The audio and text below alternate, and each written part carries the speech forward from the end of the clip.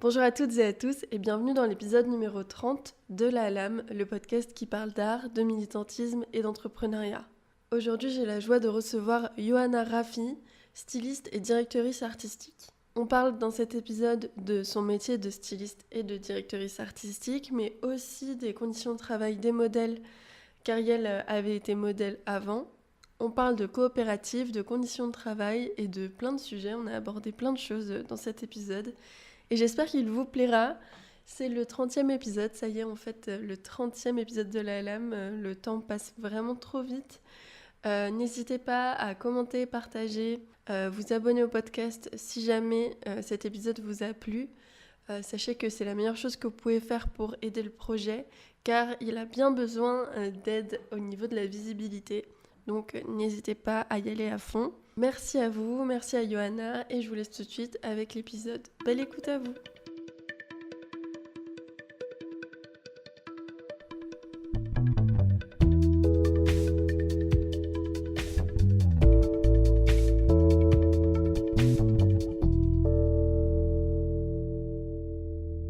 Bonjour Johanna. Bonjour Louise. Merci beaucoup d'être venue aujourd'hui pour nous partager ton témoignage, ton vécu. Et on peut commencer tout de suite. Pour celles qui ne te connaissent pas, qui es-tu et que fais-tu dans la vie ? Ouh là là, grande question. Alors, je suis une créatrice décalée et une entrepreneuse, si je pouvais me définir comme ça.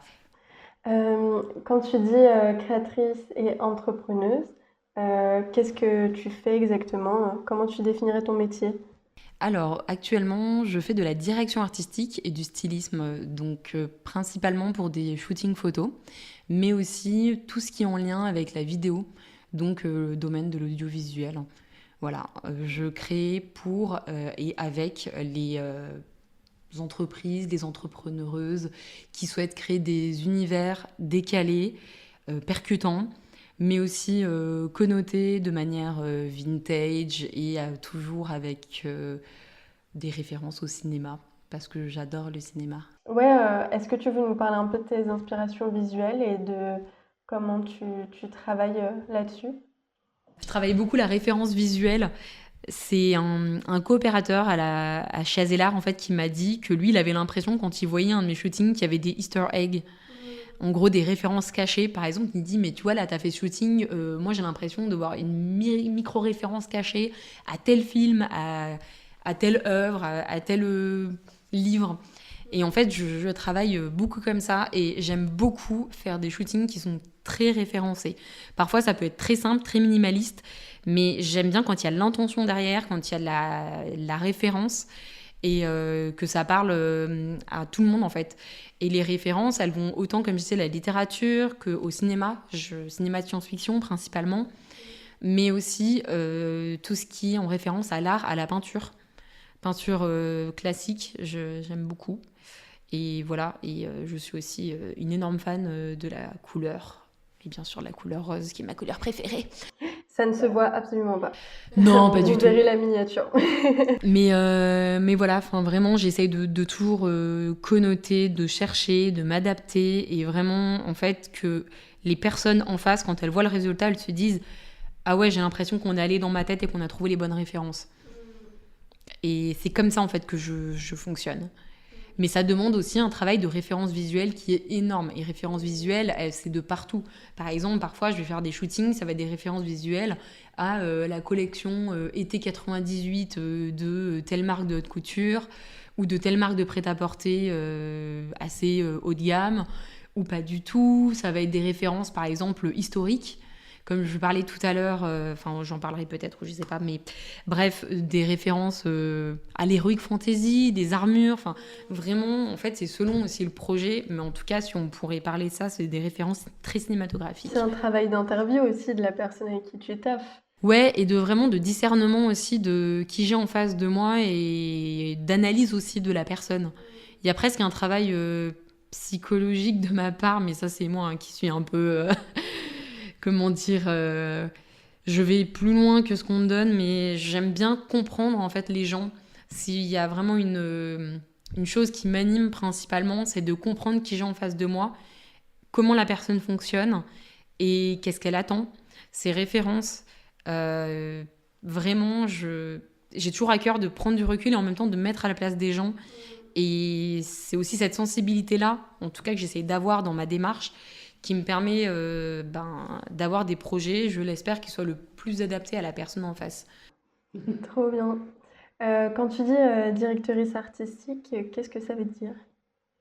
Alors, pour moi, un directeur, une directrice artistique, c'est un chef d'orchestre sur un shooting ou un tournage.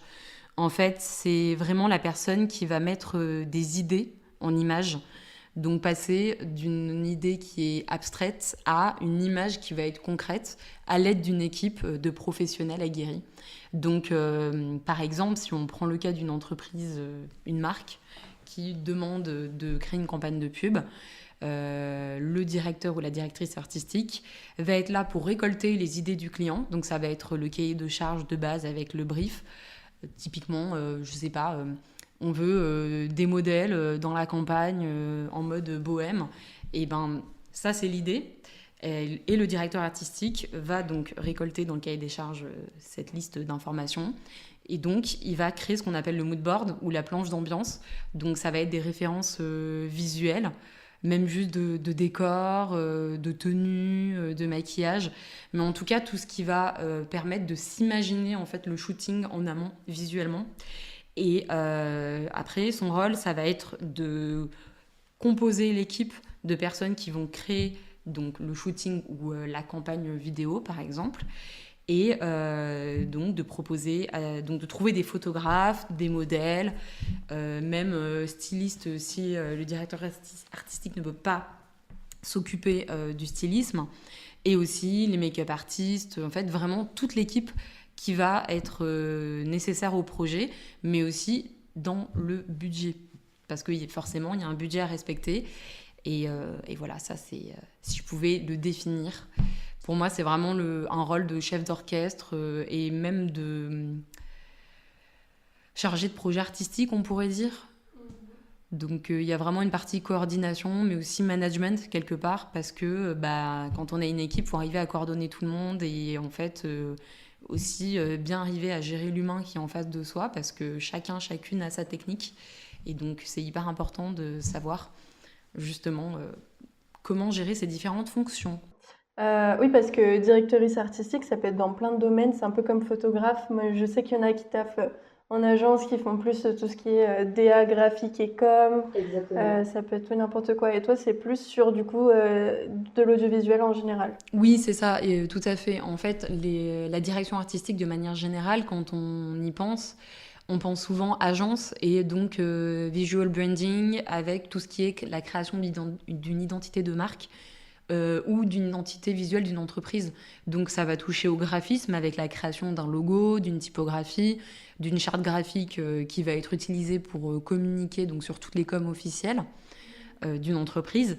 Et ça, je dirais pas c'est un autre domaine, mais c'est une autre facette en fait de la direction artistique. En fait, moi, je vois cette grosse boîte qui est la direction artistique comme une boîte dans laquelle on peut mettre sa créativité, je dirais pas comme on veut, mais comme on le sent et avec tout ce que ça demande. Moi, tout ce qui est le graphisme, c'est pas du tout mon domaine. Moi, ça va vraiment être ce que je disais en fait au début, comment est-ce qu'on met les idées en fait en images. Et je suis aussi au début de la précision de mon projet. Donc, je suis aussi en train de créer mon propre personal branding, comme on dirait avec les anglicismes connus, autour du métier de directrice artistique. Et donc voilà, je suis encore en train de définir un peu ce que ça veut dire pour moi, parce que je me rends compte que je touche en fait à plein de facettes dans ce gros domaine, et c'est important aussi de savoir comment le définir. C'est intéressant parce que ça veut dire que ça aussi, toi en tant que directrice artistique et styliste, toi aussi tu dois, comme tu as dit, avoir un personal branding, présenter ta marque, enfin, ou je sais pas comment tu définis ça, ton entreprise plutôt. Et toi aussi, du coup, tu as des questions pour toi-même de com, de comment parler de ton métier, de comment le présenter, ce que tu mets dedans, etc. J'imagine même au niveau des offres, comment par exemple, toi, tu présentes tes offres, parce que c'est, je pense, des métiers qui sont assez durs à définir justement et à mettre sous formule et tout. En fait, c'est vraiment là où, par exemple, un photographe va faire une offre avec une formule, un devis, et donc on va savoir exactement, en fait, on va pouvoir quantifier, par exemple, 1 heure de temps égale 10 photos à la clé pour un shooting en extérieur. On peut vraiment, un photographe, lui, il peut vraiment quantifier, en fait, la proposition qu'il va faire et donc faire correspondre à un tarif en face qu'il aura calculé. Dans la direction artistique, c'est hyper important en fait de lister ses compétences parce qu'il n'y a pas vraiment de formule prédéfinie, ça va être vraiment du devis. Parce que c'est un peu comme un espèce de menu où les gens vont dire là, je voudrais telle compétence en direction artistique, et là, je voudrais de la direction artistique et du stylisme. Mais seulement, ce sont direction artistique et stylisme. Donc moi, ce que je propose, c'est 2 fonctions qui sont bien distinctes. Normalement, on devrait payer chaque fonction. Mais est-ce que dans ce cas-là, je propose un packaging ou pas? Ça, c'est encore quelque chose que je suis en train de définir. Et c'est encore une espèce de zone de flou que j'ai dans ce que je fais. Mais en tout cas, je sais que ça fonctionne sur devis, principalement. Ouais. Mais c'est intéressant parce que tu vois, moi, en tant que photographe, j'ai des formules hyper définies, comme tu as dit. Et les seules que j'ai vraiment du mal à faire et du coup que je mets que sur devis parce que je pourrais pas les formuler comme mes shootings normaux, c'est tous mes shootings où je fais de la DA justement.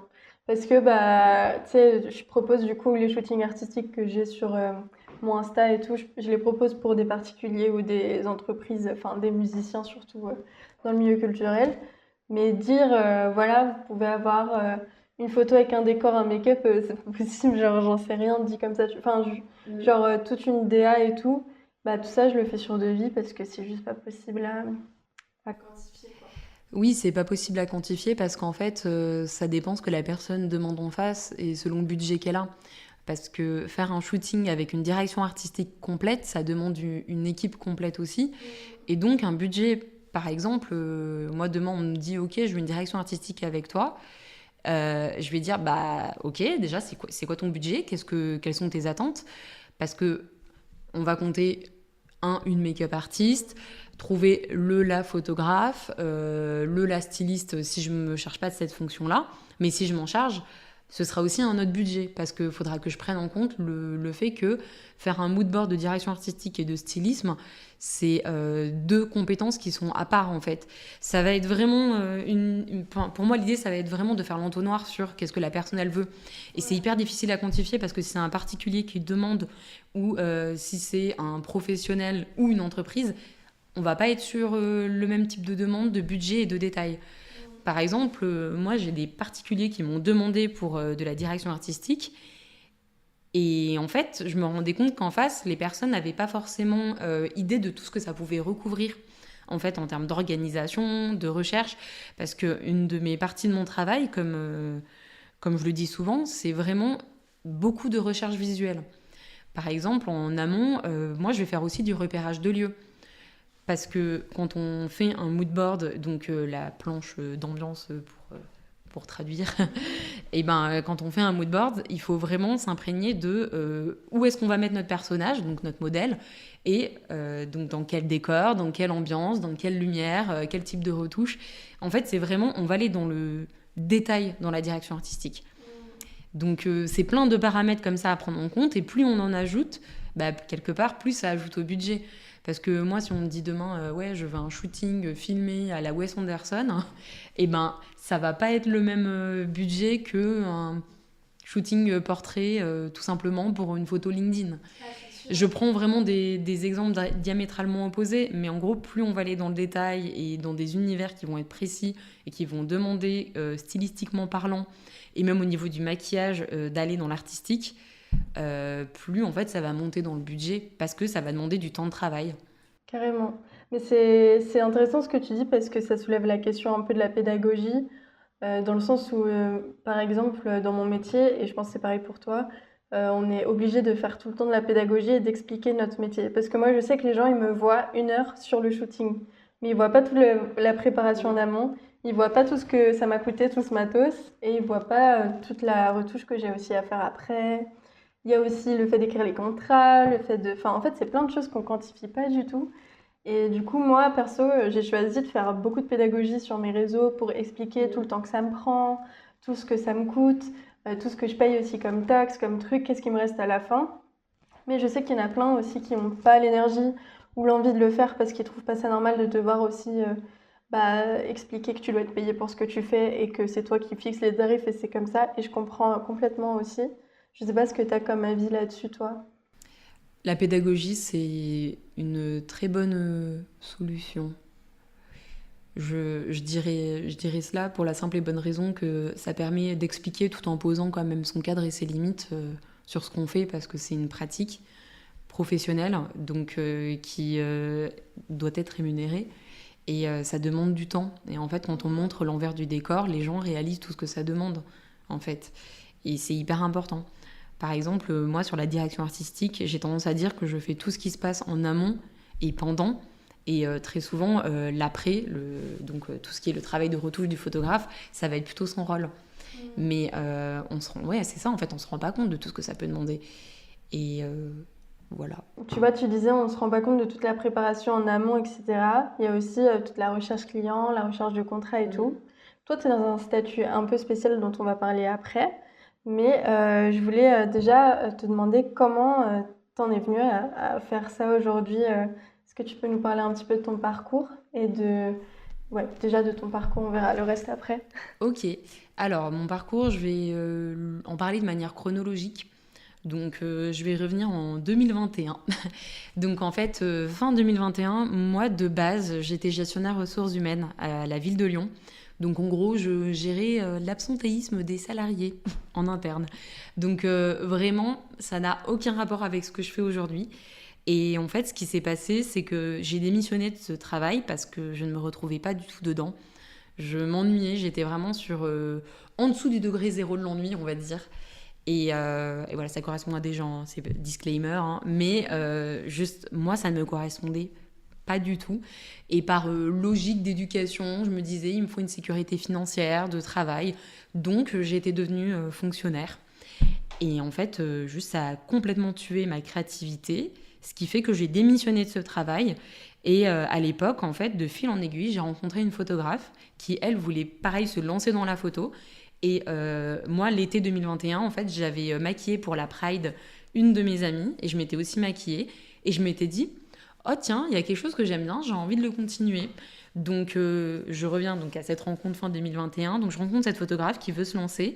Et moi, j'étais un peu tâtonnante, avec le syndrome de l'imposteur derrière moi. Je me sentais pas légitime. Et en fait, on s'est dit, vas-y, on se motive toutes les deux. Et on essaye de se lancer et de créer ensemble. Donc, moi, Johanna au maquillage et elle à la photo. Et donc, comme ça, début 2022, janvier, j'en suis venue naturellement en fait à faire des shootings photos avec elle. Donc au début c'était vraiment de la collaboration, c'est-à-dire on faisait intervenir des amis à nous, mais par contre on réfléchissait l'ambiance, le mood board en amont, vraiment de A à Z. Donc vraiment moi je me suis retrouvée à faire en fait tous les repérages de lieux, mais aussi les mood boards complets avec les tenues, le maquillage. Donc en fait je faisais tout. Et vraiment la photographe arrivait le jour même et prenait en fait des photos et après faisait les retouches derrière. Mais forcément, il fallait bien présenter ses make-up, donc j'en suis venue à poser. Et le jour où j'ai posé, donc début 2022, pour un shooting avec cette amie à l'époque, et ben je me suis dit, oh, ça me plaît vachement en fait de poser. Il y a un truc à explorer. Donc voilà, donc j'ai continué à faire des maquillages, un peu des shootings comme ça, mais c'était toujours on va dire, de la pratique amateur. C'était à côté de mon travail, de ma recherche d'emploi, parce qu'en fait, justement, je recherchais un emploi à l'époque. Et j'ai cherché un travail qui me permettait en même temps d'être en accord avec mes valeurs assez engagées à gauche, je le précise, et en même temps qui me garde quand même assez de temps pour pouvoir continuer à créer, faire des shootings à côté. Donc, de fil en aiguille, j'en suis venue à être conseillère emploi en mission locale. Donc, pour la faire brève, ça consistait en fait à aider les jeunes de 16 à 25 ans sur tout le territoire de la presqu'île de Lyon à trouver du travail. Et il se trouvait que sur ce territoire-là, il y avait beaucoup de profils de jeunes qui avaient une forte appétence pour le milieu culturel et artistique. Donc, que ce soit des jeunes qui sortent d'écoles de design ou qui écrivent de la musique, qui font du rap. En tout cas, on avait beaucoup de profils qui n'avaient pas de soucis en fait à trouver du travail, mais qui n'avaient pas de réseau. même dans l'illustration, ce genre de choses. Donc moi, en tant que conseillère emploi, il fallait bien qu'en face, je leur mette des professionnels. Donc une partie de mon travail, ça a été de démarcher, de créer des partenariats avec des actrices locaux dans la culture, mais pas que, hein, vraiment dans l'emploi pour ces jeunes-là et aussi pour les autres. Mais vu que c'était un secteur où j'avais beaucoup de demandes, et je me suis un peu focalisée aussi là-dessus et ça a été hyper intéressant parce qu'en fait, moi aussi, ça m'a donné envie de justement continuer en fait à creuser ce que je faisais à côté. Et j'avais jamais en fait lâché tout ce qui était mes shootings photos. Et de fil en aiguille, en fait, j'avais un peu laissé de côté le maquillage et je suis restée modèle parce que je voyais qu'en tant que modèle, l'identité que j'avais, ce que je proposais visuellement aux photographes plaisait ou en tout cas intéressait, intriguait. Et donc je me suis dit, tiens, le make-up, c'est pas ce qui fonctionne le plus actuellement, il y a peut-être quelque chose à explorer là-dessus. Donc vraiment, je bossais et à côté, j'étais modèle photo, donc de manière complètement gratuite, en collaboration comme on dit. Et en même temps, ça m'avait été une super porte ouverte pour en fait, rencontrer les photographes et dans les shootings, proposer de faire mon maquillage, mais aussi mon stylisme. Et de fil en aiguille, on se retrouve l'année 2023, donc je travaillais, je continuais aussi à poser en tant que modèle, mais plus je prenais, on va dire, en galon avec des guillemets, plus je voyais que mes envies, en fait, elles évoluaient. Et sur les shootings, que j'étais complètement couteau suisse. Je faisais autant le stylisme que je proposais des moodboards, que je faisais le maquillage. Et en fait, quand fin octobre 2023, mon contrat s'est terminé à la mission locale, je me suis posée et je me suis dit, en fait, qu'est-ce que j'ai envie de faire là ? Si je fais le compte un peu de mes compétences, etc. Et je me suis rendu compte que ce que je faisais déjà dans les shootings photos, c'était de la direction artistique et qu'en fait, j'avais envie de partir là-dedans. Et donc, je me suis pas trop posé de questions. Je me suis dit, en fait, let's go. Tu fais de la direction artistique, et vas-y, à fond. Donc voilà, je suis rentrée comme ça, en fait, en coopérative chez Azelar. Et ça a fait depuis début février 2024. Ok. Voilà. Génial. J'ai trop de questions à te poser, il y a trop de sujets hyper intéressants. Avant de venir à Azelar, parce que c'est quand même un point hyper important et j'aimerais bien qu'on en parle, je voulais revenir aussi sur le fait que tu disais que tu étais à la mission locale. Je pense qu'il y a plein de gens qui savent pas ce qui existe comme aide à disposition pour nous quand on se lance, etc. Et la mission locale, ça en fait partie. Est-ce que tu pourrais nous expliquer qui a le droit à de l'aide de la mission locale et qu'est-ce que ça peut apporter aux gens, notamment si on parle niveau secteur culturel, etc. Alors, la mission locale, c'est pour les jeunes de 16 à 25 ans qui sont déscolarisés ou qui sortent d'études ou de formation. Et donc, c'est vraiment accessible dans cette tranche d'âge-là. La mission locale va intervenir sur plusieurs plans, notamment le plan social, du logement, aussi tout ce qui est lié au droit, donc le côté la justice, et en même temps tout ce qui va être les questions d'accès à la culture. Vraiment, la mission locale va être un intermédiaire entre les institutions et le jeune. Ça va vraiment être pour lui, en fait, une structure qui va l'accompagner et l'aider dans une période en fait transitoire et charnière de sa vie. Donc par exemple, il y a une obligation de formation pour tous les jeunes qui sont déscolarisés de 16 à 18 ans. C'est-à-dire un jeune qui a arrêté le lycée, il va venir à la mission locale parce que ses parents par exemple vont l'y emmener. Il va être accueilli par un ou une conseillère et en fait ils vont vraiment faire un bilan de sa situation scolaire, financière, mais aussi les aides en fait à laquelle la personne peut prétendre. Et aussi toutes les questions de santé physique, psychologique. Et vraiment, le conseiller et la conseillère de mission locale ne va pas non plus se substituer aux institutions, mais va vraiment être là pour faire un lien. Mais pour moi, c'est vraiment un métier que j'ai fait du point de vue de l'emploi, mais que je défends parce que vraiment, on a eu des jeunes qui sont arrivés, qui étaient complètement fermés et qui n'étaient pas bien et qui se sont complètement métamorphosés en fait. Et vraiment, je ne peux que soutenir en fait l'action des missions locales. Même si j'y suis plus, vraiment, les actrices de l'insertion aujourd'hui, je crois qu'ils font un travail qui est complètement phénoménal et qu'il faut soutenir parce que ça a vraiment une plus-value énorme pour les publics concernés en fait. Complètement. Et est-ce que demain, si moi, je suis jeune artiste et que je veux me lancer dans mon art à temps plein, mais que je suis complètement perdue sur les possibilités, comment faire, etc., je peux aller voir la mission locale pour demander de l'aide et des conseils ou c'est pas trop le thème? Alors, tu peux aller voir la mission locale pour leur demander de l'aide, mais en vrai, les publics qui sont les plus diplômés, aguerris ou autonomes, ils vont très souvent être basculés vers Pôle emploi pour justement voir avec Pôle emploi toutes les possibilités de formation, ce genre de dispositif. Parce qu'en fait, en mission locale, on va être vraiment sur de la proposition de dispositifs de type passe culture pour tout ce qui est l'accès à la culture. Et la limite, les jeunes qui sont très autonomes, on va leur dire, bah, si vous avez le droit ou la possibilité, ça va être notamment les TCL avec tout ce qui est les passes mobilité avec des tarifs réduits. Mais en fait, tout dépend de la demande du jeune en face. Mais c'est vrai que les publics autonomes, ils vont avoir moins de possibilités en face, ou du moins on va plus facilement les renvoyer vers des structures adaptées. Donc ouais, plutôt Pôle emploi culture, ils ont d'ailleurs par des exemple. conseillers spécialisés là-dessus, on m'a dit. Voilà, mais c'est un vrai sujet en fait dans l'insertion parce qu'en fait, les publics qui sont très autonomes de ce type-là, en tout cas ces profils-là de jeunes, un élément récurrent qui revenait même moi dans mon accompagnement et en fait on est assez limité, c'est en fait on sait pas trop qui mettre en face et quoi est-ce qu'on peut leur proposer en fait. Dans le secteur culturel, tu veux dire? Ouais. Parce que c'est extrêmement... ça fonctionne beaucoup en fait par le réseau. Et quand il n'y a pas de réseau, ben, qu'est-ce qu'on fait? Comment?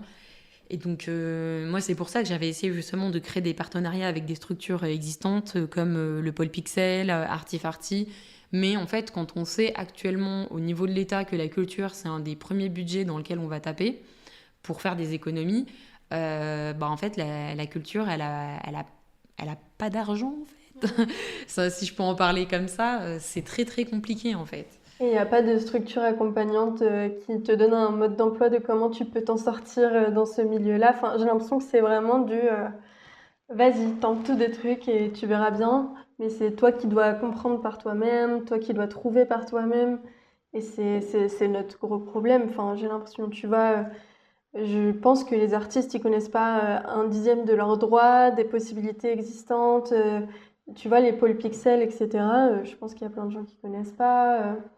Donc moi, par exemple, Paul Pixel, ils font un accompagnement justement, et j'en parle beaucoup autour de moi, juste de conseils de base. Quand tu arrives, tu peux demander, voilà, moi, voici ma situation, qu'est-ce qui existe à Lyon?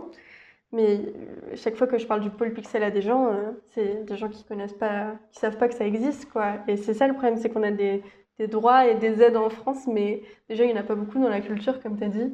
Et même quand ils existent, on les connaît pas forcément, quoi. On les connaît pas et comme je le soulignais, c'est un milieu qui fonctionne beaucoup sur le réseau. Et quand je dis la culture en général, ça recouvre autant l'audiovisuel que le spectacle vivant, que justement tout ce qui est le milieu de la photographie en fait. C'est beaucoup, beaucoup, beaucoup de réseaux de personnes qui sont passionnées. Et en fait, très souvent, qu'est-ce qui est fait pour ces personnes en face? Bah, en fait, on ne sait pas trop. Moi, j'ai connu plein de types d'aides et de dispositifs parce que j'ai travaillé dans l'insertion et qu'en fait, j'ai dû me débrouiller de, bon, bah, qu'est-ce que je trouve pour les jeunes, quoi. Mais même à côté, en fait, au niveau de comment entreprendre, en fait, quand on commence la vie active en tant que jeune, on ne sait pas.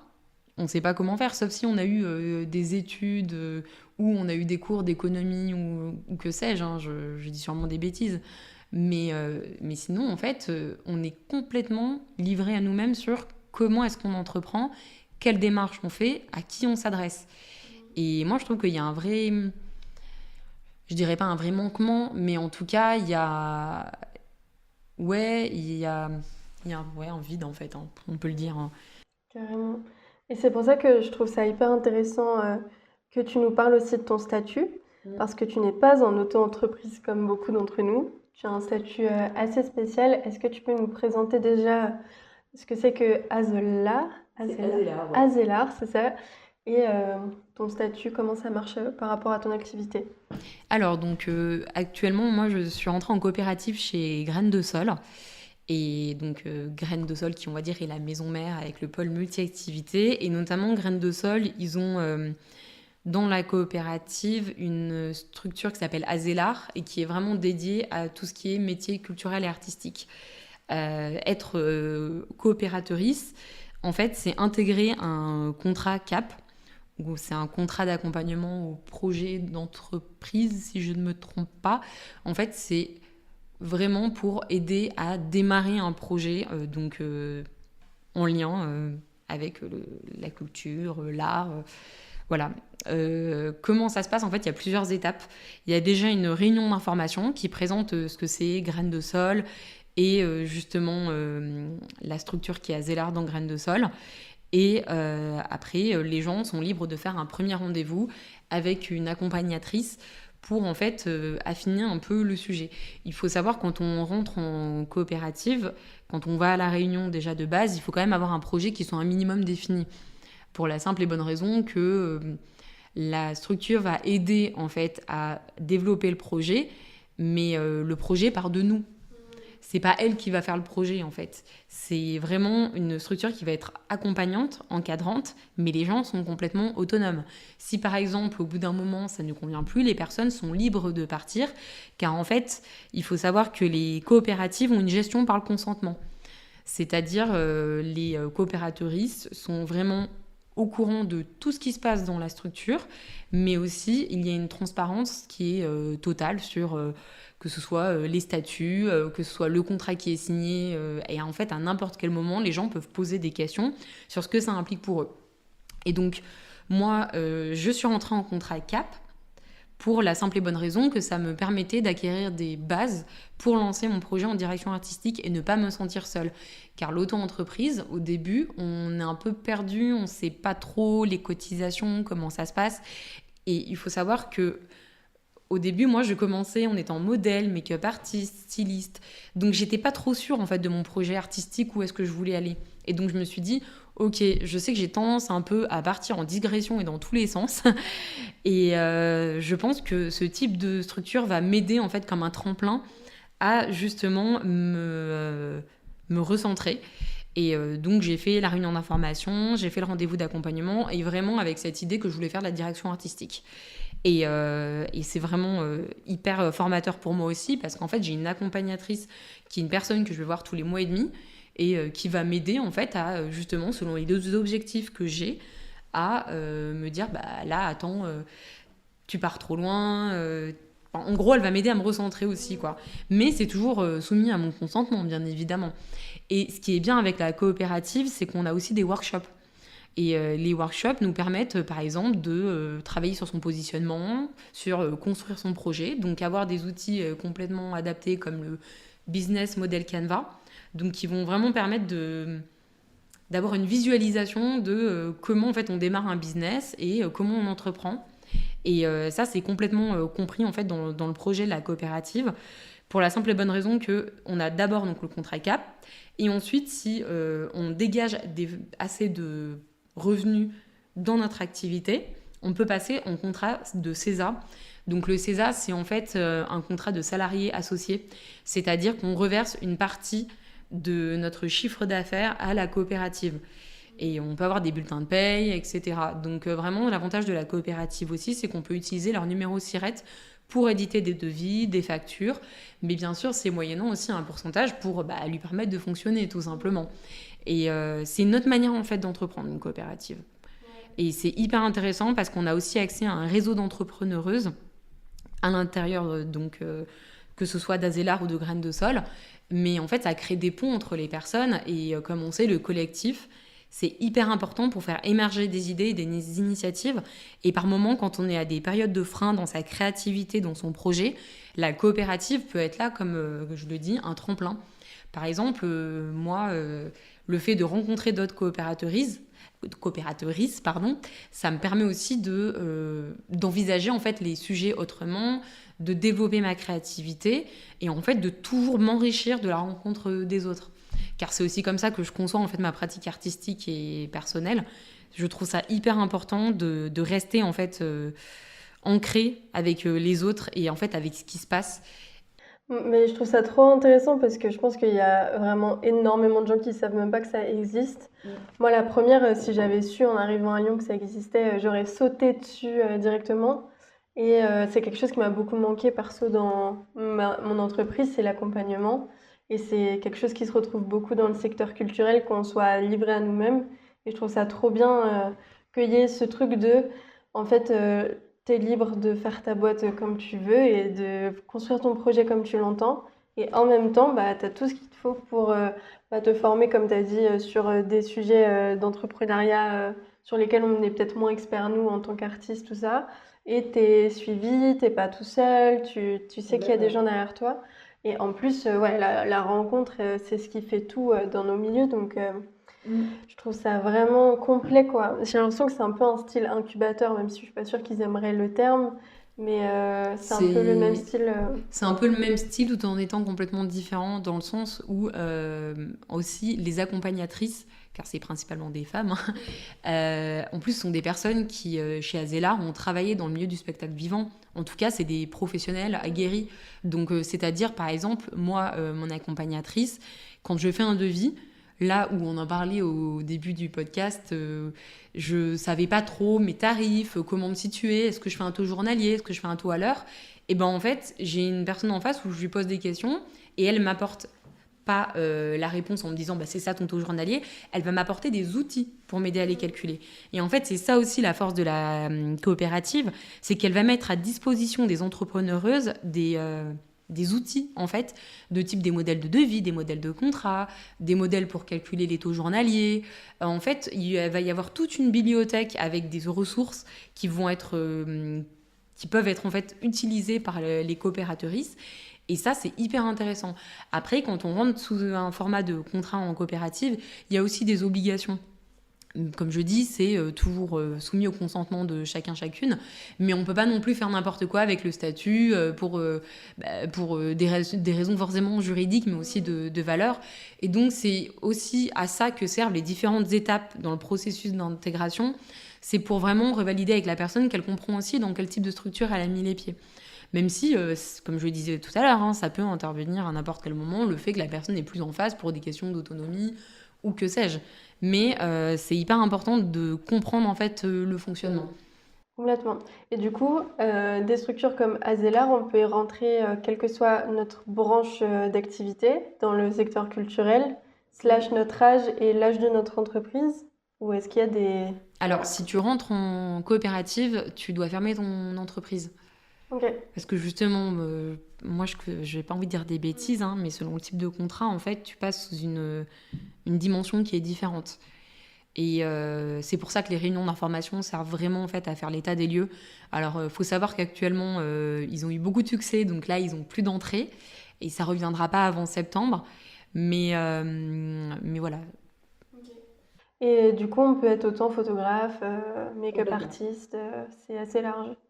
Complètement. Par exemple, là, chez Azélar, j'ai un collègue, lui, qui est photographe, donc avec qui j'ai déjà travaillé, et c'est grâce à lui d'ailleurs que j'ai connu justement la structure. Donc, Mm. Et tu m'as dit qu'ils ont pas mal de succès. Du coup, en septembre, ce sera sur recrutement, un peu sur mm, dossier, c'est c'est un ça? peu liste d'attente actuellement. Ouais. Ok.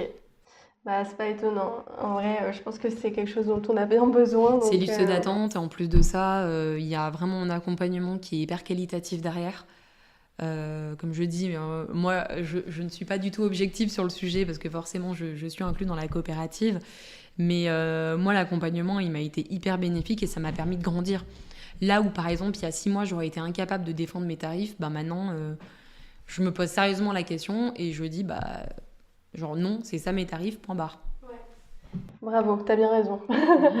Il y avait une question que je voulais te poser aussi sur le fait que tu travailles sur plein de sujets différents, mais que du coup, tu as quand même regroupé ça maintenant sous la direction artistique. Mais du coup, tu te décris quand même comme artiste pluridisciplinaire, c'est ce qu'on pourrait dire sur son activité.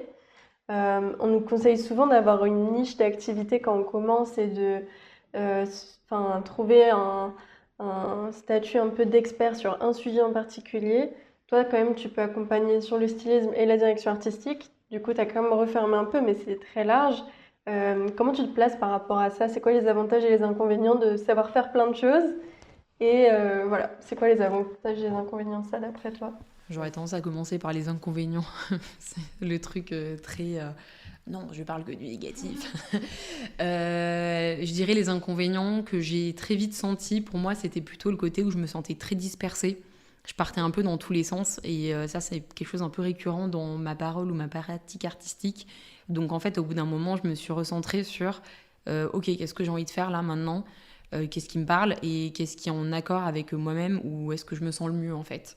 Ce qui fait que vraiment j'ai laissé de côté le fait d'être modèle et make-up artiste, car pour moi ce sont vraiment des fonctions hyper techniques à part entière que je préfère déléguer à des personnes. Et en fait aussi c'est pour des questions de charge mentale tout simplement, parce que arriver sur un shooting et dire je fais la direction artistique, je fais le stylisme, je maquille les gens, je pose, et en même temps, je suis force de proposition et je fais attention à le drapé de ma tenue qui tombe bien, tout ça. En fait, j'avais la tête qui explosait. Donc, c'était aussi hyper important de me recentrer sur ce qui me parlait actuellement. Et c'est pour ça que maintenant, je garde quand même le stylisme parce que j'estime que c'est quand même une fonction qui est raccord avec la direction artistique sur vraiment le côté hyper visuel de mettre en place des décors et des tenues. Après, moi, je trouve que le fait d'être pluridisciplinaire, pardon, ça me permet quand même d'avoir une vision à 360 degrés d'un shooting. Même si certaines fonctions, je les laisse, on va dire, dans les bagages. Vu que j'ai été modèle, je sais ce que c'est que d'accompagner une modèle quand je suis directrice artistique sur un shooting ou un tournage. Les make-up artistes, qui je trouve est un métier qu'on laisse trop dans l'ombre et il faut leur donner du love et de la force parce qu'elles en ont besoin. Je sais ce que c'est que en fait qu'on nous propose tout le temps des collabs alors qu'en fait on engage des consommables, donc c'est hyper important de soutenir les make-up artistes et aussi de les driver quand on est en shooting avec elles. Et voilà, moi, comme je dis, mon identité visuelle, elle parle ou non aux gens. Et surtout, ce que je propose, c'est un buffet et les personnes se servent ou pas. C'est-à-dire, si elles veulent plutôt ma direction artistique, elles vont aller chercher ça. Si elles veulent ça et mon stylisme, elles vont aller chercher les deux. Et voilà. Mais maintenant, voilà, je me suis recentrée. Mais c'est vrai que je trouve que c'est une force. Et c'est pour ça que j'ai décidé de limiter aussi. Et comme je le disais précédemment ou quoi que ce soit, en fait, fallait que je fasse attention justement à ne pas m'éparpiller. Et surtout, c'est une question de coût. La direction artistique et le stylisme, c'est deux fonctions à part entière. Donc en fait, ça va être deux facturations complètement différentes. Et c'est ce que les gens, ils ont tendance à oublier, que mais c'est bon, t'habilles les gens et c'est facile. Non, pas tant que ça. Si tu veux une robe style, je sais pas, le défilé Louis V hiver 2023, on n'est quand même pas sur les mêmes levels que d'être sur du streetwear. Alors, les deux, moi, j'adore, hein, c'est ma cam, mais je veux dire, il y a quand même une réflexion derrière sur vraiment le vêtement, l'accessorisation, et qu'est-ce qu'on met avec, et donc tel décor, enfin, ça s'improvise pas, en fait. Et puis, je pense que les gens savent pas trop comment ça marche, mais je sais que des fois t'achètes, des fois tu loues plutôt, des fois t'achètes et tu redonnes, des fois enfin, il y a toute une gestion d'inventaire, de stock et de recherche, pareil, qui est hyper longue à faire, d'aller en trouver sur place ou sur Internet ce qu'il te faut. Enfin, Ah c'est oui, quand par même. exemple, quand on parlait de la recherche visuelle, moi après, ça va être aussi une recherche de tenues, de tissus, d'accessoires. Après, je suis de base fan de vintage et de seconde main. Autant que ce soit connoté années 80-90, donc tout le XXe siècle hein, globalement, à partir des années 70, mais aussi des articles qui sont complètement de la seconde main, actuelle, plutôt luxe. Genre vraiment, je suis passionnée même aussi de streetwear. Et donc, j'égrène, non, j'écume Vinted, c'est ça. J'écume Vinted parce qu'en fait, j'ai aussi une philosophie, c'est de réutiliser le plus possible. Donc, par exemple, il y a même des tenues que je crée sur les gens. C'est-à-dire, pour un shooting que j'ai fait avec Florine Jeannot, qui est photographe, et Vic, qui est modèle et qui était notre modèle pour ce shooting en robe de mariée au musée Lugdunum. Le but, c'était, avec Florine, on voulait un shooting très minimaliste, inspiré de Dune, avec un drapé. Donc, dans le musée, en plus, Lugdunum, c'est très inspiration, la vestale romaine, avec on est du drapé. Tu parles du musée de l'amphithéâtre là-haut? Exactement, ouais. Et c'est donc, en génial. fait, on n'avait pas de robe de mariée. J'ai dit, bah, c'est pas grave, hein, je vais faire. Et il se trouvait que Florine avait 12 mètres de tissu qu'elle avait utilisé dans un workshop dans son studio. Et ben la veille, hop, j'ai concocté une planche d'ambiance que j'ai envoyée à tout le monde en mode on va partir là-dessus, est-ce que tout le monde valide? Et le jour même, et Vic, elle est arrivée, elle avait déjà en fait un haut dessous. Et ben ça a été de lui créer en fait la robe, les drapés, et vraiment d'improviser en fait. Et donc c'est là aussi je me suis dit c'est intéressant le stylisme quand même. Bon, pas tout le temps de créer comme ça de A à Z, mais quand même il y a un truc hyper intéressant dans l'exploration, dans la technique. Et voilà. Oui, ce que tu as souligné là dans ce que tu disais, c'est aussi, bah, tu vois, tu veux réutiliser, tu veux reprendre des choses. Euh, Quand on est artiste un peu engagé, qu'on a des consciences aussi écolo et tout, je pense qu'on se rend pas compte, mais ça prend encore plus de temps parce qu'on peut pas toujours tout faire bien. Et je pense que ça, c'est important de le dire. Des fois, on commande sur Amazon ou des fois, on va acheter je ne sais où parce que, en fait, nos métiers sont déjà bien assez durs comme ça. Et parfois, c'est pas évident et c'est la vie. Et du coup, on fait comme on peut. Mais quand on a une conscience un peu écolo, engagée et tout, je trouve que des fois, ça prend encore plus de temps parce que tu essayes de chercher, du coup, ouais, c'est ça, de la seconde main, de réutiliser, de... Voilà. Je sais pas comment tu te places, toi, là-dessus. Et ben j'essaye de réutiliser le plus possible. Et aussi d'avoir comme partenaire des friperies qui puissent prêter en fait des tenues, des accessoires, que ce soit des accessoires vintage, seconde main, upcyclés, pour justement des shootings. Donc vraiment, il y en a certaines qui m'ont prêté pour des shootings des tenues, des accessoires. Et je les remercie d'ailleurs parce que justement, non seulement ça leur permet un peu de leur faire de la petite pub, mais aussi de montrer qu'on peut avoir des initiatives qui sont vertueuses côté écologique. Et forcément, il y a toujours une part où parfois on peut pas ne pas acheter en fait des produits qui sont neufs. Et dans ce cas-là, le but du jeu, moi, c'est toujours aussi, comme tu le dis, un espèce de casse-tête pour en fait trouver arriver à faire le mieux avec le moins impactant écologiquement. Donc parfois, moi aussi, il y a pour un de mes shootings une robe que j'ai utilisée. C'est une robe de ma sœur qui date de 2017. Et en fait, je me suis souvenu qu'elle avait ça dans les placards, qu'elle avait utilisé au mariage... 2017, même pas. Elle avait utilisé au mariage de ma cousine en 2013. Et je me suis dit, mais attends, ça c'est complètement dans le délire. Donc en fait, je vais la réutiliser. Et en fait, ce type de robe-là, qui passe hyper bien, qui est blanche avec de la mousseline, qui fait très gréco-romaine, quoi. Et ben, je me dis, ça, je peux le styliser autrement. Je peux créer des tissus à mettre par-dessus. Et en fait, c'est aussi là où la créativité intervient à fond les ballons, j'allais dire. Mais c'est là où la créativité, elle est complètement exponentielle. C'est qu'en gros, tout est possible. Donc moi, une de mes next compétences à avoir, on va dire, c'est aussi de me dire, bon, la couture, on en est où? Parce que clairement, il y a des trucs que je bidouille ou sinon j'emprunte de droite à gauche. Mais en fait, ce serait bien que j'arrive à créer moi-même aussi, quoi. Ouais, par nos contraintes, enfin, pour nos valeurs, peuvent aussi découler de la créativité autrement. Enfin, je trouve ça hyper intéressant de réfléchir à comment vont évoluer nos métiers et comment on va les faire au fur et à mesure avec le réchauffement climatique et tout ça. Par exemple, tu vois, j'ai vu que je crois que c'est aux grands locaux à la Mulatière, ils vont créer une ressourcerie pour les décors de cinéma et de spectacle.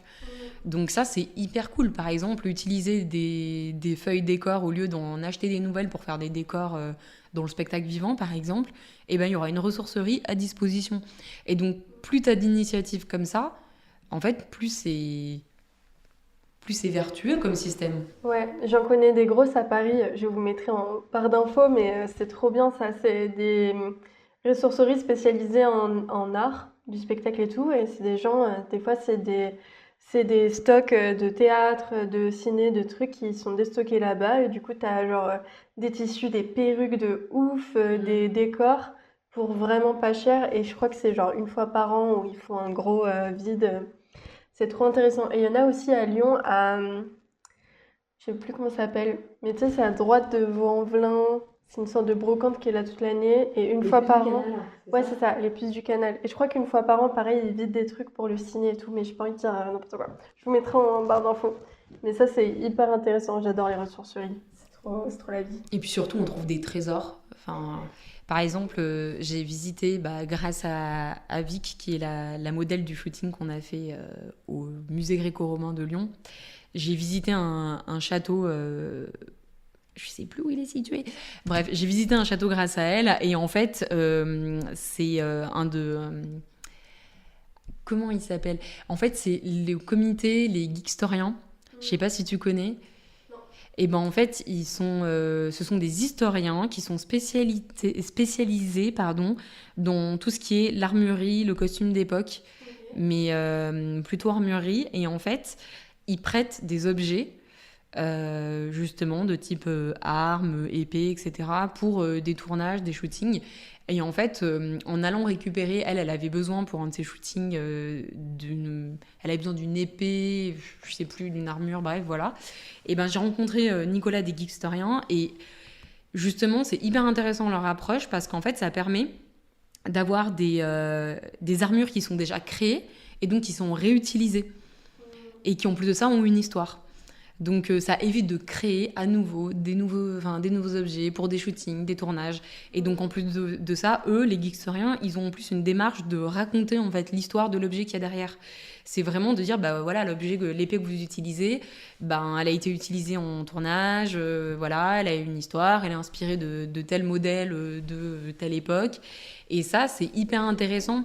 Enfin, moi, je trouve que c'est une initiative qui est hyper intéressante parce qu'en même temps, elle s'ancre dans l'histoire et en même temps dans une dimension que moi, je qualifierais d'écologique, mais en tout cas de vertueuse par rapport à justement cette attention portée à l'objet, à sa signification.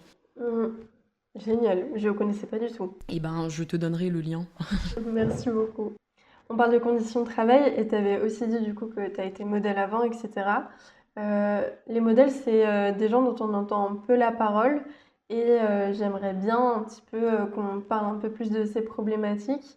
Moi, sur les shoots, je me suis beaucoup posé les questions de comment bien traiter un modèle, comment faire en sorte que la personne se sente à l'aise et aussi par rapport à plusieurs vidéos que j'ai pu voir, etc.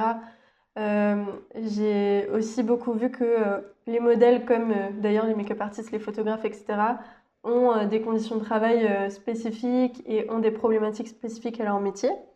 Du coup, j'aurais plein de petites questions pour toi sur ça.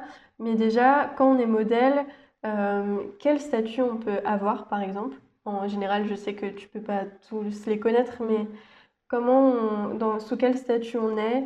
Et est-ce que les modèles déjà sont payés, tu penses assez? Comment on peut trouver des contrats?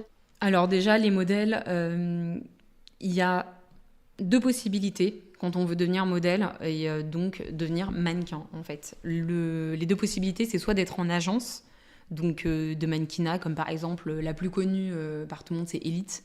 Mais il y a plein d'agences différentes. Ou sinon, c'est d'être à son compte. Mais être à son compte en auto-entrepreneuriat, pardon, être à son compte, c'est sous un statut quand même particulier en tant qu'auto-entrepreneur. Et on ne peut pas en fait faire n'importe quoi. C'est-à-dire, les modèles auto-entrepreneurs, ça n'existe pas à proprement parler. Ça va être vraiment sous la logique de l'entrepreneuriat, mais type influence. C'est-à-dire qu'il faut qu'une modèle, par exemple, qui décide de faire l'auto-entrepreneuriat, elle a un statut d'influenceuse et donc elle doit présenter des produits, ce genre de choses. C'est pour ça qu'il y en a certaines qui font ce qu'on appelle elles sont créatrices UGC. C'est en gros, elles mettent en avant des marques et donc leurs produits dans du contenu digital sur Instagram, TikTok, et à l'aide de petites vidéos, de stories, de posts, où en fait, elles testent les produits, elles se prennent en photo, en vidéo, elles les mettent en avant Donc voilà, ça c'est de la création de contenu UGC. C'est quelque chose qui est très récent, donc je dis peut-être des bêtises. Mais en gros, si une modèle veut avoir un statut, ça va être plutôt sous le côté influenceur et donc déborder sur ce type de métier-là. Sinon, obligatoirement, c'est en agence. On ne peut pas être en fait modèle et à son compte comme ça. On a vraiment des statuts, il y a une convention collective et donc le but c'est que si on veut être payé, c'est ça le sujet, d'où le fait que je dise il y a deux voies, il faut être en agence ou à son compte comme ça. Et en agence, tu sais si c'est des modèles qui sont salariés par l'agence? Enfin, quel est le statut? Alors, je ne sais pas exactement. Je sais qu'il y a une convention collective en termes de droit du travail, mais c'est tout. Et très souvent, en fait, l'agence fait un intermédiaire entre les marques et les modèles. Donc, en fait, elle leur trouve du travail et elle prélève 10% sur les contrats qui sont... Par exemple, une modèle va défiler pour une marque, et en fait, il y a un contrat pour, je sais pas, 10 heures de travail sur 2 défilés et 3 essayages. Bon, ça compte beaucoup plus de temps entre nous. Et l'agence va prélever, je crois, 10% ou je sais pas. Je suis sûrement en train de dire des bêtises, mais en gros, les deux voies, c'est agence et en tout cas, auto-entrepreneuriat type influence. Voilà. Ok, mais ça donne déjà une idée. Donc demain, moi, pour mes shootings artistiques, j'ai besoin d'une ou d'un modèle. Du coup, m'adresse à une agence plutôt. Tu peux t'adresser aux modèles et elles peuvent faire le lien avec leur agence. Ouais. Ça dépend en fait pourquoi est-ce que tu veux, parce qu'en fait le truc c'est que sur Lyon actuellement, je peux pas parler pour Paris parce que j'y connais rien sur Paris, mais à Lyon beaucoup de projets fonctionnent à la collaboration, c'est-à-dire non rémunérés. Et donc parfois il y a des modèles, elles sont en agence, elles défilent, elles sont payées pour des projets, des marques sur Lyon, mais à côté elles font de la collaboration pour des photographes. Et donc c'est là en fait où la question de la rémunération elle entre en compte, c'est-à-dire c'est bien qu'il y ait un système de collaboration pour les gens par exemple qui veulent débuter, les photographes, les modèles, pour se faire un book d'un côté comme de l'autre, même pour les make-up artistes ou les stylistes, c'est important parfois d'être sur ce type de projet parce que ça permet à tout le monde de se lancer sans avoir la pression de l'argent, on va dire. Et en même temps, à partir du moment où on commence à avoir de l'expérience et quand même un niveau qui a guéri, ou les gens ont fait des études, que ce soit direction artistique, stylisme, etc., c'est aussi important de payer les personnes. Parce que les projets, comme on le disait dans la direction artistique, ça demande du temps en amont, pendant, et même après, comme on disait pour les photographes, pour les retouches. Donc aussi, la collaboration, c'est bien, mais ça a aussi des limites. Il faut les prendre en compte. Donc moi ce que je défends c'est vraiment ok vous voulez faire des collaborations mais c'est important d'avoir un cadre aussi et pour moi le cadre au-delà de la question de la rémunération sur laquelle je ne suis pas assez renseignée, je le reconnais, c'est aussi la question de comment est-ce qu'on traite les modèles. Et le problème de la collab, c'est ce qu'on disait avant d'enregistrer, c'est que tu peux vite tourner sur un cercle vicieux où au final plus personne ne se paye jamais. C'est ça. Et on se précarise entre nous en fait. Voilà, on se précarise entre nous et en plus de ça, les gens sont là, si tu veux pas le faire gratuitement, j'irai trouver quelqu'un d'autre qui le fera gratos ailleurs. Je grossis le trait. Si, c'est ça. Mais en réalité, c'est ça. Alors qu'en fait, tout travail mérite salaire. Et je veux dire, si c'est pas le travail gratuit n'existe pas en fait. C'est pas du travail sinon. Et c'est pas ok de ne pas rémunérer les gens ou en tout cas de ne pas être dans un échange de bons procédés en fait. Parce que dans ce cas-là, non seulement on se précarise, mais en plus de ça, en fait, on crée une spirale infernale où les gens travaillent, mais travaillent gratuitement. Donc en fait, on s'en sort jamais. Et moi, c'est vrai que par exemple, aujourd'hui, j'ai arrêté de faire des collaborations non rémunérées pour la simple et bonne raison que je suis en coopérative et tout simplement, je suis en train de level up dans ma professionnalisation et j'ai besoin de vivre parce que là, actuellement, je suis au chômage. Et le but aussi de développer mon activité, mon entreprise et de proposer des prestations qui soient adaptées et avec une qualité qui soit quand même assez haute, ça demande du temps, ça demande de l'argent et je peux pas faire ça gratuitement ad vitam aeternam. Sauf s'il y a un revenu universel, mais ça c'est une autre question. Oui, ça ce serait pas mal, mais apparemment c'est pas le thème en ce moment, donc Youpi. super. Mais ouais, Euh, sur la on en question. parle une fois par épisode, je crois. Pardon, vas-y. Mais sur la question du traitement des modèles, en fait, au-delà de la rémunération, pour moi, c'est aussi leur donner la parole. Et surtout, un modèle n'est pas un cintre interchangeable. Actuellement, comme j'ai tendance à le dire, il y a des rapports de force et de pouvoir dans le milieu, dans tout ce que j'observe. Et c'est chaud, vraiment. Dans le sens où, comme je le disais juste avant, les gens disent bon, bah, tu veux pas le faire, et ben gratuitement, et ben c'est bon, j'ai trouvé quelqu'un qui va le faire. Mais en fait, non. Et puis aussi, traiter les gens correctement, c'est leur assurer des bonnes conditions de travail. Par exemple, dans des shootings, comment bien traiter une modèle, c'est juste le B à bas, respecter son consentement et son intégrité physique et morale et de personne. C'est-à-dire ne pas la toucher sans son consentement, sans lui demander. Pour moi, je sais pas, c'est la base. On va pas toucher les gens comme ça dans la rue, donc c'est normal aussi de le faire en shooting.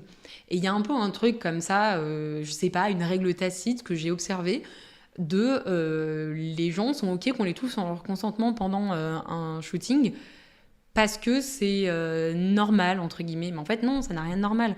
Moi, je connais des photographes avec qui j'ai travaillé et avec qui j'adore travailler, justement parce qu'en fait, elles sont... C'est des femmes. Étonnant. Voilà, elles sont hyper vigilantes à ces questions de consentement. À chaque fois demander, est-ce que je peux te remettre ta mèche de cheveux? Est-ce que je peux faire ci? Est-ce que tu as besoin de prendre une pause? En fait, vraiment, qui sont dans l'empathie et justement dans créer des bonnes conditions de travail. J'ai déjà shooté par 3 degrés, et ben la photographe, elle m'a dit, si tu veux qu'on arrête parce que t'as trop froid, genre on arrête, il n'y a pas de souci. Et ben mine de rien, juste le fait qu'elle pose le cadre comme ça au début, on est là pour travailler dans une bonne ambiance, dans la bienveillance, etc. Et ben moi, ça m'a donné envie de, je dirais me dépasser, mais en gros, je savais qu'à n'importe quel moment, je pouvais dire non. Et ça, c'est hyper important de créer des conditions qui soient vertueuses. Parce que des histoires horribles, on en entend plein. Et c'est pour ça que moi, je dis le respect, le consentement, c'est la base. Mais là, je parle dans un cadre professionnel cantonné au milieu de la photographie, de l'audiovisuel, etc. Mais en fait, c'est valable pour le commun des mortels. Pour moi, c'est le b.a.-ba, le consentement, en fait. Je voulais te demander aussi, pour toi, quels sont les indispensables aussi pour bien traiter les modèles. Je sais par exemple que moi, je dis tout le temps que la modèle ou le modèle peut venir accompagner parce que je sais que ça peut être hyper...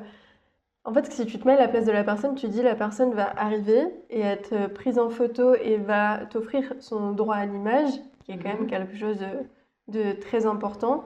Il faut mesurer ça quand même. Euh, et ne te connaît souvent ni d'Ève ni d'Adam et va se retrouver dans une pièce avec toi. Il faut quand même poser des cadres et voilà. Comment, d'après toi, on peut mettre le modèle en confiance avant, pendant et après une presta? Déjà, dès les premiers échanges. Les premiers échanges permettent de poser et proposer le cadre, en fait. Tout simplement, et de mettre la personne en confiance avec, comme tu dis, les informations de tu peux venir accompagner, il y a un contrat pour des questions de droit à l'image. En fait, vraiment, en amont, c'est hyper important de définir le cadre. De dire à la personne toutes les informations nécessaires à la mise en place du shooting. Par exemple, si c'est une personne qui veut faire un portrait simple, avec, je sais pas, une chemise, etc., de lui dire, amène la chemise s'il n'y en a pas à disposition selon le type de shooting qui est fait, mais de même préciser il y a un lieu à disposition pour que tu puisses te changer. En fait, toute information qui est nécessaire pour une bonne mise en place d'un shooting. Et vraiment, pour moi, la base, c'est même de dire tu peux venir accompagner, il n'y a pas de souci. De déjà poser ça, c'est la base. Et même de laisser aussi la porte ouverte à si tu ne te sens pas à l'aise, tu ne te sens pas bien, n'hésite pas à me le dire, en fait. Et ça, le poser même par écrit, et le rappeler le jour du shooting, c'est pas des informations qui pour moi seront données dans le vent ou seront subsidiaires à côté ou c'est bon, les gens le savent.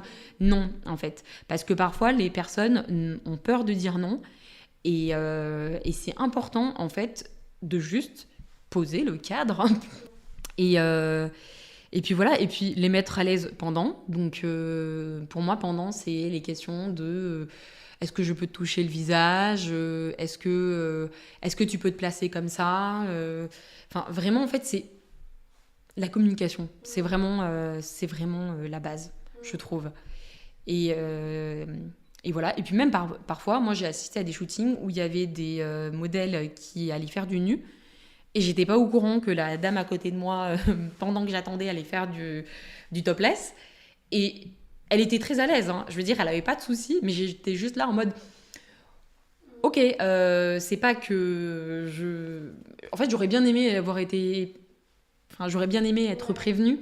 Juste, moi, je me mettais à la place de la dame en question et j'étais là, ça va, tout va bien, vous êtes ok. Et voilà, c'est juste, en fait...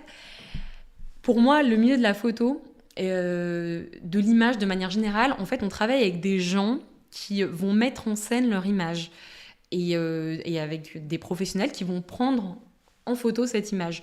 Donc, on ne peut pas rigoler ou prendre à la légère cette notion-là, car c'est une notion qui est vraiment intrinsèque à la notion d'identité. Et il y a des personnes, par exemple, qui vont faire un shooting photo pour s'éclater, pour créer un projet artistique, mais aussi il y a la photo dans la thérapie. Et en fait, il faut être vraiment au courant de toutes ces dimensions que recouvre l'image et la photographie. Parce qu'en fait, ça peut être hyper destructeur pour des personnes, en fait, de se retrouver dans des conditions où elles ont mal vécu un shooting photo. Moi, j'ai entendu des histoires, des récits de modèles qui ont... pas bien du tout vécu un shooting photo parce que même si les conditions, le consentement étaient respectés, le regard de l'homme qui était en face n'était pas respectueux. Et là, en fait, on se dit, mais c'est juste pas OK. Hum, Ça fait penser du coup à Balance ton photographe. C'est un hashtag qui est sorti il y a vraiment pas longtemps du tout, j'ai l'impression. C'est très récent.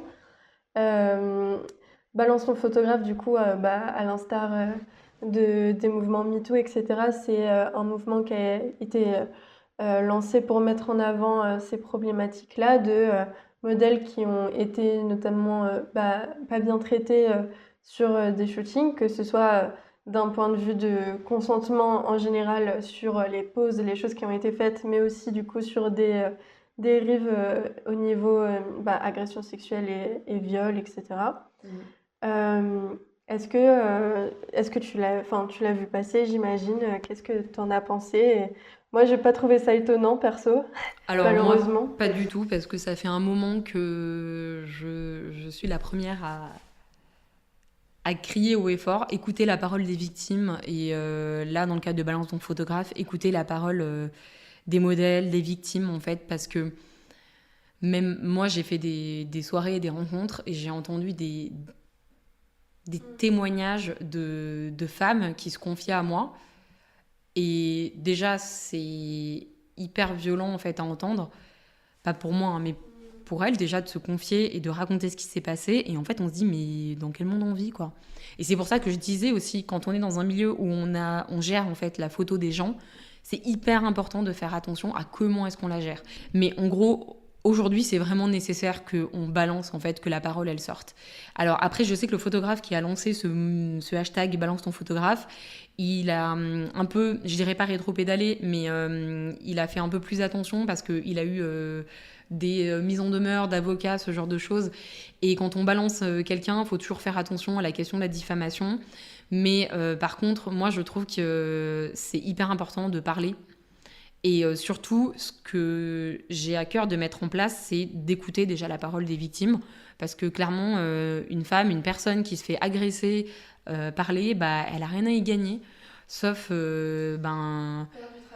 voilà, perdre du travail. Et en fait, aujourd'hui, il y a une réalité, c'est que les modèles ne parlent pas par peur de perdre du travail, par peur d'être grillés auprès des agences, par peur d'être grillés auprès des photographes, parce que comme je le disais, il y a des rapports de force, il y a des photographes qui parfois ont 12 000 abonnés sur Instagram, et en gros, les modèles ne parlent pas parce que si elles font un shooting avec eux, c'est la fame assurée, on se rapporte des abonnés, etc. Il y a aussi il y a une course aux réseaux sociaux, et ça rejoint ce que je disais par rapport à la question de l'image. Vraiment, Instagram est la vitrine qui permet d'accéder aux agences, qui permet d'accéder aux photographes, qui permet d'accéder à une notoriété. Et il y a beaucoup de gens qui raisonnent la notoriété et la valeur des humains et d'un modèle, d'un photographe en fonction du nombre d'abonnés qu'il a. Et c'est pas le cas. Et voilà. Et en fait, c'est hyper important de dénoncer les agissements qui sont pas OK, parce que c'est comme ça qu'on pourra instaurer des cercles vertueux. Et surtout, il faut arrêter avec la loi de l'omerta. Moi, c'est un truc qui me met en colère, en rage, c'est de voir en fait à quel point des hommes, parce que on se le dit, c'est des hommes, abusent de leur male gaze, donc de leur regard masculin, dans la photo, et utilisent la photo, qui est un art incroyable, mais ils utilisent ça pour en fait porter un regard lubrique sur les femmes, sur les personnes, et en fait juste les sexualiser. Et je suis désolée, mais quand il y a des hommes de 45 ans qui vont prendre en photo que des jeunes femmes qui ont 18 ans, qui sont hyper volontaires, hyper motivées, parce qu'en fait, elles ont envie de faire de la photo, elles ont envie d'avoir des jolies photos pour leur Instagram, elles ont un rêve, elles veulent rentrer en agence. Et franchement, moi, je dis, je peux que te soutenir, ma sœur. Mais en fait, t'as des vieux mecs comme ça, là, qui... Ah, mais moi, je prends que les femmes en photo parce que leur corps m'inspire. Non, mais voilà, mais en fait, quand on voit leur Instagram et qu'en fait, c'est que des poses subjectives, des femmes qui sont des corps morcelés, donc des photos juste de fesses, de seins, en fait, des photos suggestives où tu vois que la personne est complètement sexualisée, tu te dis, il y a un problème. Et en fait, le truc, c'est que le balance ton photographe a aussi mis un pavé dans la mare de... En fait, faut arrêter les conneries. Enfin, faut arrêter de dire non, mais c'est que MeToo, c'est que tel milieu. Non. Les agresseurs, les violeurs, ils sont partout. Et aucun milieu n'en est exempt. Voilà, c'est ce que je cherchais comme mot. Mais tout le monde est concerné, et surtout quand tu as des questions d'histoire. Ouais. Et là, on parle d'agression, on parle de viol, donc de sujets hyper trigger. Il y a aussi, par rapport aux modèles, des questions liées au TCA. Je connais des modèles qui ont vécu des remarques horribles sur leur forme, leur morphologie en shooting.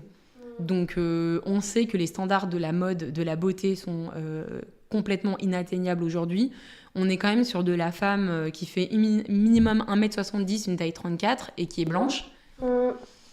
Et dans la liste des choses pour mettre à l'aise des modèles, moi c'est quelque chose que j'ai appris sur la route, parce que moi j'ai commencé la photo quand j'avais 14 ans, et c'est vrai que quand j'étais plus jeune j'avais énormément de problèmes de peau, et je me retouchais la peau de ouf, et du coup j'ai pris l'habitude, et la première fois que j'ai pris des modèles en photo, j'ai pris une pote en photo, et j'ai retouché sa peau aussi, tu vois, honnêtement, parce que moi j'avais l'habitude de faire ça. Et elle m'avait fait la remarque, tu vois, elle était en mode... après, on était très proches, c'était mes premières photos, tu vois, mais quand même, j'ai grave pris conscience à ce moment-là de... J'ai retouché sa peau sans lui demander.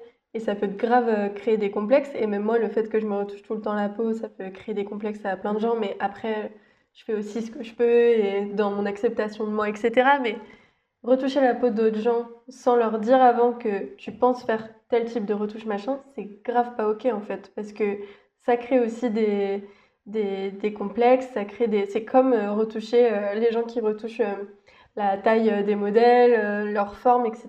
C'est pas OK du tout.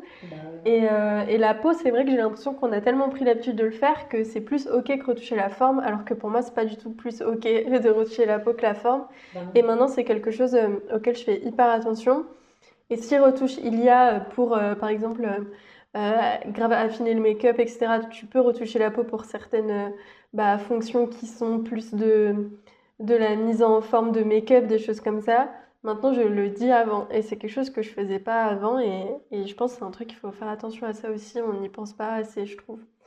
Mais il y a un truc que tu as dit que je trouve trop intéressant et important. C'est quand tu disais le fait du rapport de force, pour moi, c'est vraiment ça. C'est pour moi, un ou une jeune modèle, c'est comme un ou une jeune actrice. C'est des milieux où tu arrives et on te dit déjà, il n'y a pas de la place pour tout le monde, donc tu vas te battre pour avoir ta place. Et du coup, quand on t'offre des possibilités, quand on t'offre des places qui en plus souvent sont même pas rémunérées, du coup, comme tu as dit, mais quand on t'offre ça, tu te dis, je peux pas refuser. En fait, un choix, c'est un endroit où tu peux dire oui ou tu peux dire non. Mais quand tu as quand t'as tout cet environnement qui est posé en amont du choix, t'as pas le droit, tu peux pas dire non, c'est pas vrai. Le choix, il est pas aussi clair que ça. Dans ta tête, t'es 90% oui, 10% non dans le pire des cas, mais tu prends jamais le non. Et du coup, tu acceptes des choses, tu es amené à accepter des choses qui sont inacceptables, et c'est là d'où viennent toutes ces problématiques-là. Et c'est pour ça que je suis trop d'accord avec toi. Pour moi, en fait, le gros problème de ces milieux, comme beaucoup de milieux qu'on connaît, je sais pas, la politique, l'art, tous les milieux de pouvoir, c'est que c'est des milieux qui sont euh, entretenus que par des hommes et qui sont pris que par des hommes, souvent en plus blancs, cis, etc. Et du coup, c'est des gens qui n'ont pas du tout la valeur de faire attention aux autres, de faire attention. Ils sont pas dans le care en fait. Et en plus, ils ne connaissent pas les problématiques de personnes, par exemple racisées, femmes, trans, etc., etc. Et ils ont absolument pas l'énergie, enfin l'envie, j'allais dire l'énergie, mais ils n'ont pas l'envie ni l'intérêt de s'en préoccuper plus que ça, parce qu'ils sont entre eux et qu'il y a cette omerta-là. Et moi, c'est ça qui me rend trop triste. C'est, comme tu as dit, bah, du coup, ça amène les gens à ne pas parler, en fait. Parce qu'on se dit, moi, je me le suis dit plein de fois, parce qu'en tant que meuf, dans des milieux où il y a que des mecs aussi en photo, il y a plein de fois, il m'arrivait plein de trucs, et jamais je me dis, ah, je vais parler de ça ou de ça, parce que tu as toujours ce truc, comme tu as dit, bah, du coup, c'est moi qu'on prendra plus sur les tournages, c'est moi qu'on prendra plus sur les concerts, parce que je suis la photographe meuf qui casse les couilles en fait. C'est clairement ça, tu vois. Et ça, c'est pas ok en fait. Faut vraiment qu'on se dise, on a le droit de parler. Au pire, tu travailleras plus avec des gens qui sont de toute façon de base pas ok, donc tant pis. Mais c'est vrai que c'est quand même un truc à prendre en compte, c'est que c'est facile à dire, il faut qu'on parle. Mais en même temps, c'est quand on est privilégié qu'on peut parler aussi, quoi. La Complètement. plupart du temps. Complètement, c'est quand on est privilégié qu'on peut parler. Et dans ce cas-là, comment utiliser ce privilège pour laisser la parole à celles qui ne l'ont pas, justement. Et c'est pour ça que je trouve que c'est important de, de casser, en fait, justement, ces omertas et aussi de dire, bah, ok, moi, je vais essayer de casser le système. En tout cas, c'est ce que j'envisage dans mes shootings, en choisissant des photographes, des modèles qui vont justement être des personnes issues de la communauté LGBT, diversité, enfin, des personnes même handies, visibles ou invisibles, en tout cas, le plus possible. Et moi, c'est une vraie réflexion qui est au cœur de mon art, c'est de comment utiliser ce système et même mes privilèges de personne blanche pour justement mettre en avant les minorités opprimées.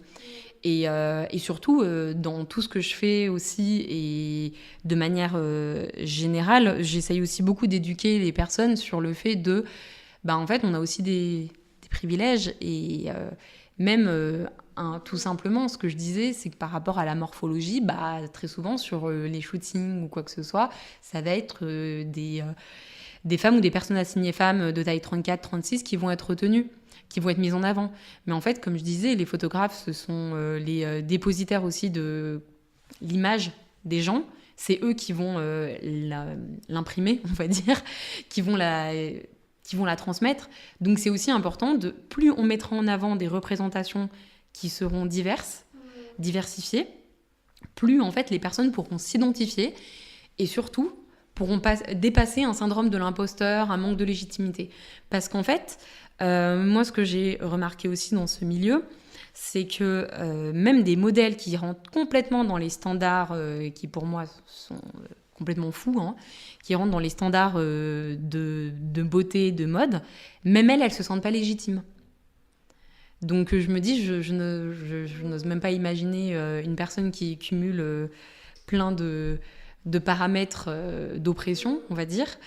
Donc ouais, j'ose même pas imaginer, mais ouais, c'est chaud. Tout ça, ça procure quand même plein de solutions quand même à ce qu'on dit, c'est que photographe, par exemple, dans la représentation, c'est autant une responsabilité qu'une solution. Et pareil, en fait, pour moi, c'est ça qui donne de l'espoir, c'est de se dire, comme tu as dit, embauchons-nous entre nous, en fait. À un moment donné, c'est comme ça qu'on va réussir à grossir tous ensemble. Arrêtons de se sous-payer entre nous, si on peut ne pas se sous-payer. Si on peut sortir de la collaboration, sortons de la collaboration.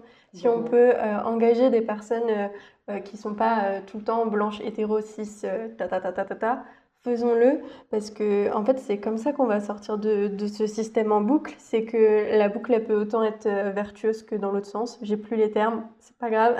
Mais on peut voilà, réinventer en fait notre milieu et le faire à une image qui nous paraît bien meilleure, quoi. Complètement, et que tout le monde y trouve son compte. Par exemple, les personnes qui sont précaires, qui n'ont pas les moyens, ben dans ce cas-là, c'est passé par de la collaboration, mais en toute bienveillance et en cadre safe, c'est hyper important. Tout à l'heure, tu donnais le mot de care, et effectivement, moi, le care, je l'ai jamais autant vu que au sein des photographes femmes, assignées femmes, ou des personnes de la communauté LGBT. J'ai vraiment... les shootings que j'ai fait avec des personnes issues de ces milieux, ou en tout cas de ces minorités opprimées par le patriarcat, et bah, c'est celles qui prenaient le plus soin, en fait. Et c'est hyper important de le souligner. Et en fait, plus on va changer les représentations, plus on va changer les conditions de travail, ou en tout cas fixer des cadres, plus en fait les choses vont évoluer positivement. Ça, c'est mon point de vue que certaines qualifieraient complètement d'utopique. Mais moi, je crois sincèrement à la force du collectif. Et par ailleurs, c'est pour ça que pour cacher les logiques et casser les logiques de Boys Club, eh ben, je pense que c'est important de prendre la parole. Et justement, par rapport à ma prise de parole, je sais que ça fait le tri. Parce qu'il y a des photographes qui savent que vu que je prends la parole, bah, ils vont pas vouloir bosser avec moi. Mais moi, je m'en fous. Je veux dire, si ces photographes, qui sont des mecs cisgenres, hein, je précise, veulent pas bosser avec moi, c'est qu'en fait, ils ont quelque chose à se reprocher, pardon. Ou en tout cas, je les mets en face de quelque chose qui les gêne. Et dans ce cas-là, pourquoi est-ce qu'ils sont gênés ? Qu'est-ce qui va pas ? Qu'est-ce qui fonctionne pas ? Après, moi, je pars du principe qu'on peut parler de tout, mais juste, voilà, il y a des moments, en fait, où on n'est pas d'accord, ben on n'est pas d'accord, et puis chacun fait son chemin. Mais juste, je pense que c'est important, en fait, d'avoir des voix qui portent, et surtout, moi, ce que je dis très souvent à des gens qui veulent se lancer dans le milieu de la photo, c'est connaissez vos alliés EES.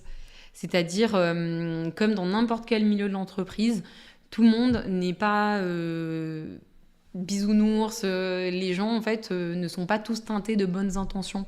Donc, en fait, c'est hyper important de savoir les personnes ressources et surtout les personnes qui peuvent être des alliés, en fait. Et c'est pour ça que moi aussi, parler, c'était une manière d'entrer dans une logique de pédagogie pour que si parler et moi dire je soutiens les victimes et je soutiens la parole des victimes, et ben ça puisse ouvrir leur parole, la faire se sentir légitime. Et je ne suis pas psychologue, je ne peux pas être dépositaire en fait de leur parole. Par contre, en tant que personne qui a travaillé dans l'insertion, je connais des structures qui sont complètement adaptées à recevoir la parole, par exemple, de femmes, de personnes qui ont été victimes d'agressions ou de viols. Le CIDFF, notamment, fait un travail hyper intéressant et complètement gratuit d'accompagnement juridique, mais aussi d'aide psychologique pour les femmes qui sont victimes d'agressions, de relations d'emprise, mais aussi de violences. Les associations comme SOS Homophobie ou le centre LGBTQIA+, sont des lieux qui sont ressources pour les personnes de la communauté qui sont victimes justement d'oppression, d'agression et même de viol ou de violence.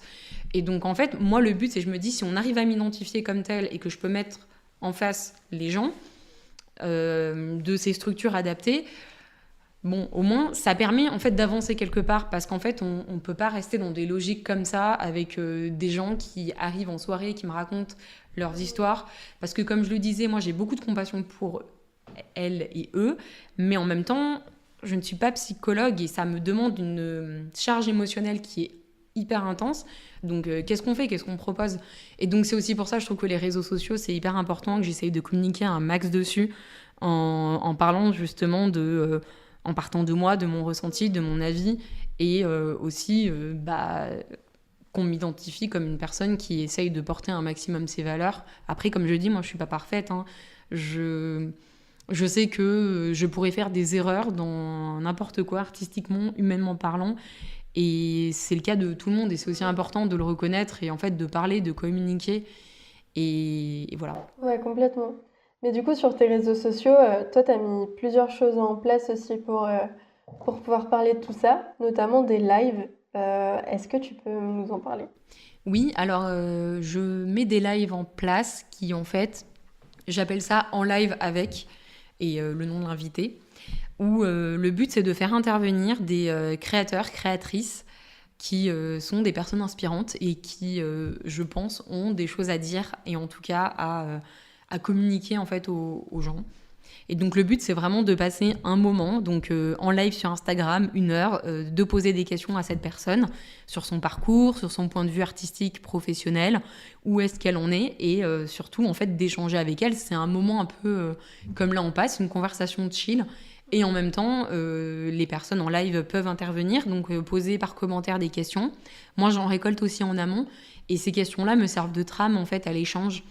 Et voilà, c'est un peu un format un peu instantané, éphémère, et qui permet aussi de faire connaître des gens. Donc là, pour le moment, les personnes que j'ai fait intervenir, c'est des amis proches, mais on commence tous par là. Et en même temps, c'est hyper intéressant parce que la première personne que j'ai fait intervenir, c'est Vanda.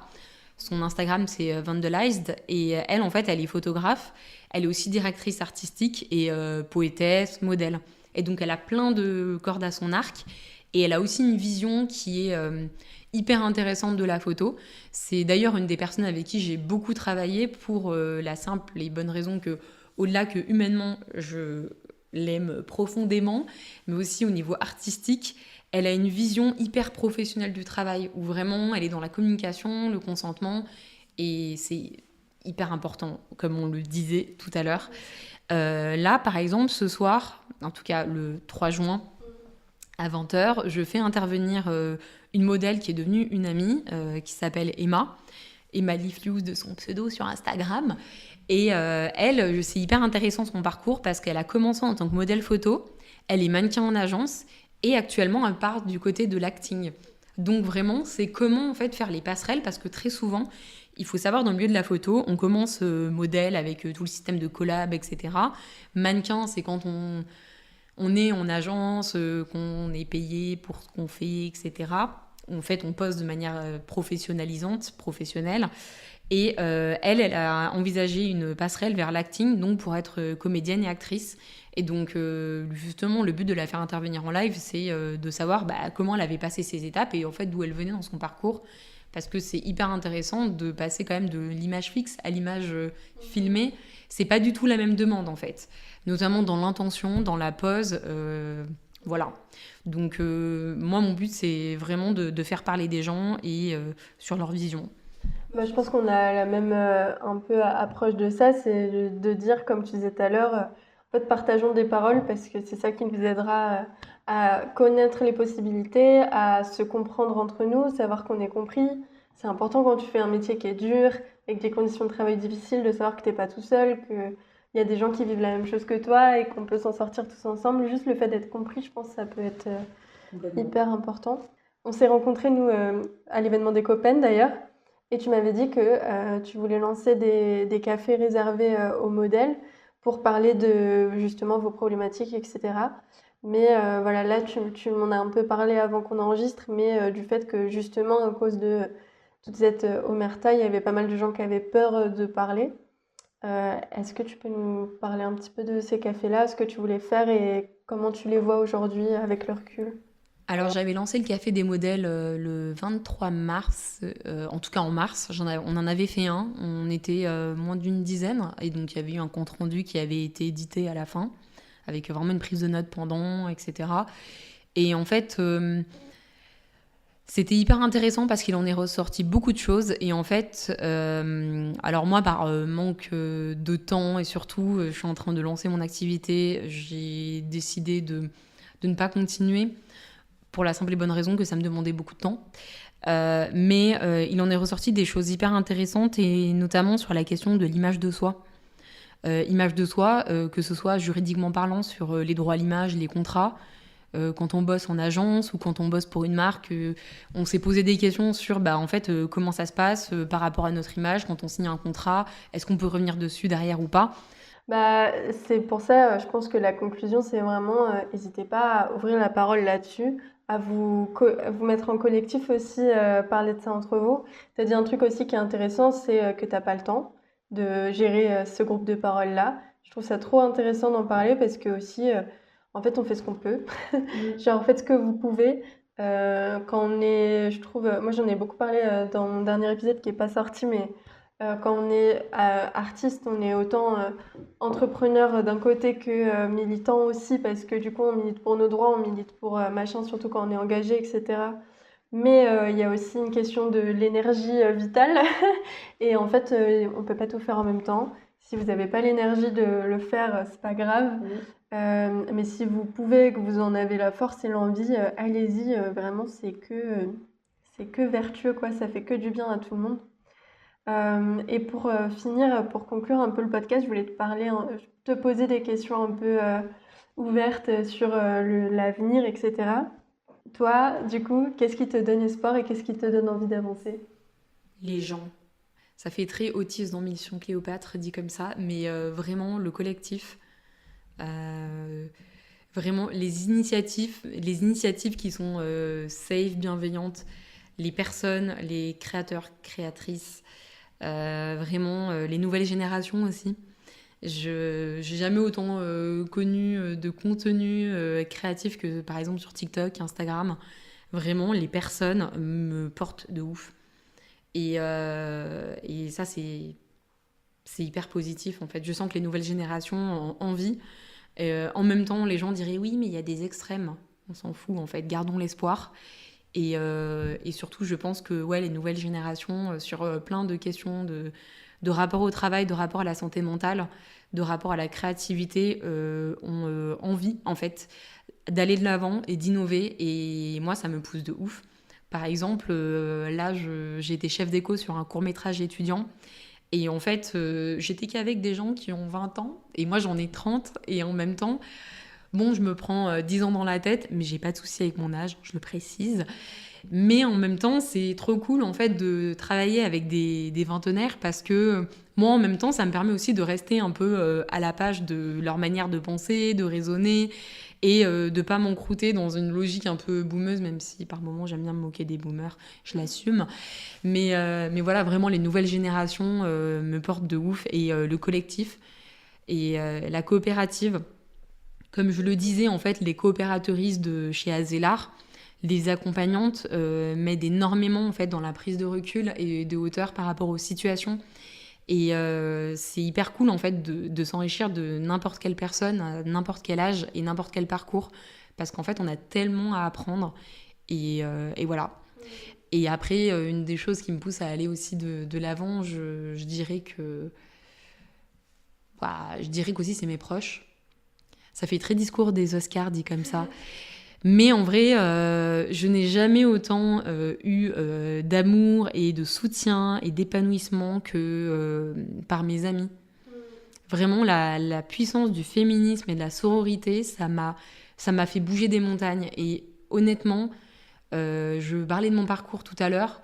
Je pense que si mes amis n'avaient pas été derrière moi en 2021, jamais je serais là devant toi aujourd'hui à te parler.